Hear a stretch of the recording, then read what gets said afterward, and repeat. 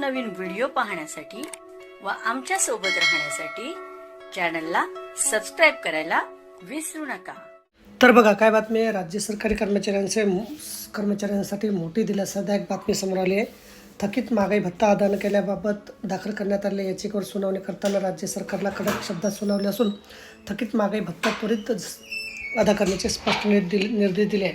या निर्णयामुळे हजारो कर्मचाऱ्यांना मोठा आर्थिक दिलासा मिळणार आहे। सन 2009 ते 2019 या तब्बल 10 वर्षाच्या कालावधीतील महागाई भत्ता अदा करण्यात आलेला नव्हता। संबंधित कालावधीतील डीए रोखण्यात आल्यामुळे कर्मचाऱ्यांमध्ये तीव्र नाराजी होती। महागाई वाढत असताना पगारातील डीए थांबवल्यामुळे कर्मचाऱ्यांवर आर्थिक ताण निर्माण झाला होता। या पार्श्वभूमीवर राज्यातील कर्मचारी न्याय मिळवण्यासाठी थेट सर्वोच्च न्यायालयात धाव घेतली होती।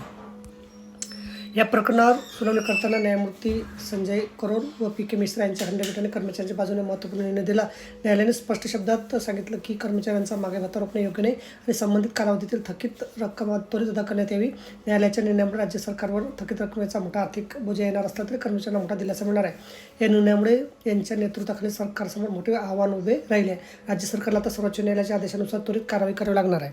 तर बघा, अशा प्रकारे अत्यंत महत्त्वाची माहिती आपल्याला समजली असेल। व्हिडिओ सुद्धा आवडल्यास लाईक करा, शेअर करायला विसरू नका। धन्यवाद।